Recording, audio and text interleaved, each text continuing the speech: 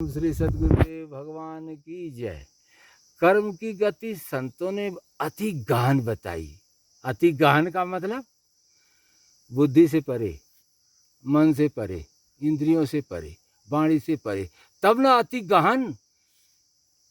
गहन का वास्तविक अर्थ है कि पार न पाया जा सके और भटक जाए जीव।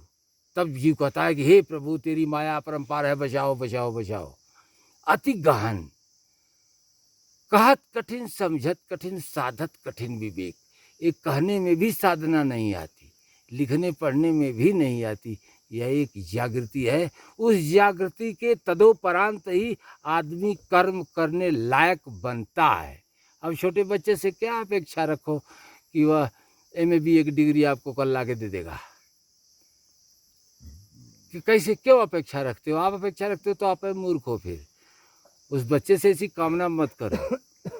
तो किससे कामना करो? महापुरुष से कामना करो। महापुरुष ही परमात्मा स्वरूप को प्राप्त, परमात्मा में स्थित महापुरुष ही भगवान है समय का। क्या समय समय पर भगवान बदलते हैं? कहे नहीं, खोल बदलता है। परमहंसों का कहना है मिथ्या हो नहीं सकता कि शक्ति एक होती है, फकत चेहरा बदलता है। शक्ति एक होती है, फकत चेहरा बदलता है। कर्म की गति गहन है। गीता में भगवान श्री कृष्ण ने अर्जुन से कहा, कर्मणो ह्यपि बोद्धव्यम बोद्धव्यम च विकर्मणः अकर्मणश्च बोद्धव्यम गहना कर्मणो गति।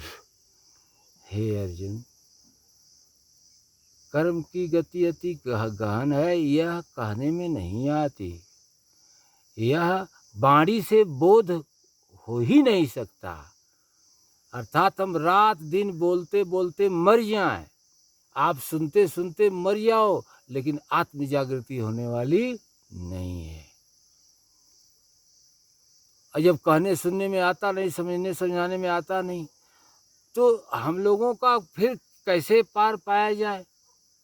तो कहते हैं कि महापुरुष के पास जाओ अर्जुन, वे तुम्हें परमात्मा के लिए, परमात्मा की प्रत्यक्ष जानकारी ही ज्ञान है, इस ज्ञान को प्राप्त करने के लिए उपदेश करेंगे। वे कान नहीं फूकेंगे, चेहरा नहीं बनाएंगे। गुरु गुरु बनाता है। आग में कोई वस्तु डाल दो तो आग आग में परिवर्तित कर लेता है ना। उसी प्रकार से गुरु गुरु बनाता है। कर्म की गति को अति कठिन बता रहे। अकर्मणस्य बोधव्यम गहना कर्मणो गति। यह कहने में जब आती नहीं, समझने समझाने में, लिखने में आती नहीं, तो कोई कहेगा भी तो क्या? अगले क्षण क्या घटने वाला है साधक के अंदर, यह लिखने में कैसे आएगी? ये तो भगवान ही जानता है और भक्त का भाव जानता है।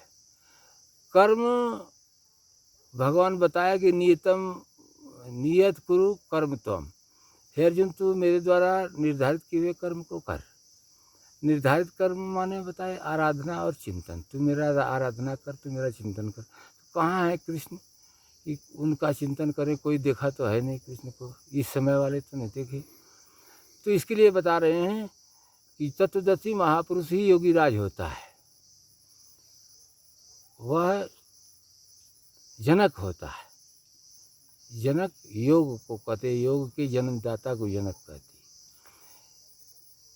एक स्वरूप से दूसरे स्वरूप, वही जीव स्वरूप में है, फिर वह शिव स्वरूप में तब्दील कर दे। महापुरुष में वह शक्ति होती है।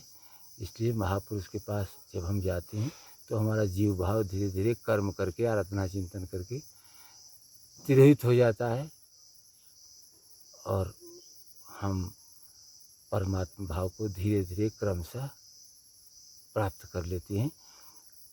कर्म पथ पर चलकर इसी आराधना चिंतन को भगवान ने 4 भागों में बांटा। वैखरी, मध्यमा, पश्यंती और परा। पहले वैखरी का मतलब हम बोलते हैं ओम ओम राम राम शिव शिव। पहले बोलना चाहिए, हर कदम पे, काम करते, उठते बैठते, खुरपी चलाते बोलना चाहिए।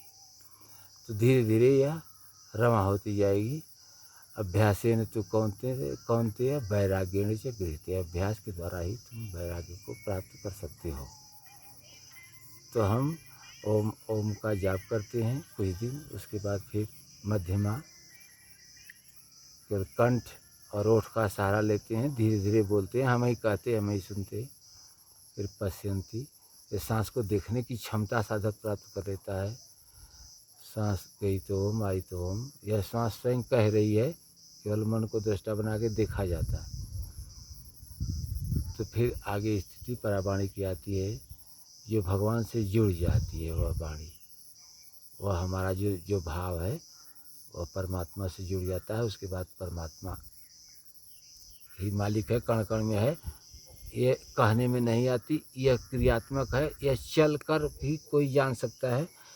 क्रिया करके जो कर्म बताया गया, निर्धारित कर्म, वैखरी वाला शुद्र अवस्था वाला है, मध्यमा वाला जागृति को प्राप्त हो जाता है। शुद्र अवस्था से ही गुरु भगवान आत्मा को जगा देते हैं, जागृति आ जाती है, तो उसका गुण परिवर्तन होने लगता है। तमोगुण से रजोगुणी हो जाता है, रजोगुणी से सत्वगुणी हो जाता है। तो सत्वगुणी के पार की स्थिति, वह लिखा है ना, गुणों से पार है भगवान, प्रकृति पार प्रभु सब उर्वासी। तो फिर परमात्मा गुणों से पार अनुभूति उसकी होने लगती है। आदमी अपने आप में स्थित हो जाता है, परम भाव को प्राप्त करता है। इसी कर्म को यज्ञ कहा गया। यज्ञ करना मानव मात्र का कर्तव्य है, न कि किसी विशेष जाति का। यज्ञ हम करते हैं, सांस गई तो ओम, आई तो ओम। ओम ओम करना, इंद्रियों को संयम में रखना, महापुरुषों की सेवा करना, यह यज्ञ के अंतर्गत आता है। 14 प्रकार का यज्ञ गीता में बताया गया। उसमें बाहरी यज्ञ को तवज्जो नहीं दिया गया, लेकिन यह जो बाहरी यज्ञ लोग करते हैं, यह प्राइमरी स्टेज है, यह से शुरुआत है, लेकिन आखिरी नहीं है। आखिरी स्टेज आत्मा ही अमृत है। इसको पाने के लिए हम श्वास प्रश्वास का आयोजन करते हैं, वैखरी, मध्यमा, पसंती, परा से गुजरते हैं।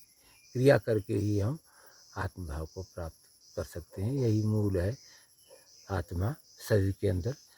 तुलसी मूल ही सींचिए, फूल फल जगहाय। फूलेगा भी, फलेगा भी, और आपके अंदर तृप्ति भी आ जाएगी, सदा सदा के लिए शांति भी आ जाएगी। लेकिन मूल को सींचना है, अर्थात आत्मज्ञान को प्राप्त करना मानव मात्र का कर्तव्य है। ओम श्री सद्गुरुदेव भगवान की जय।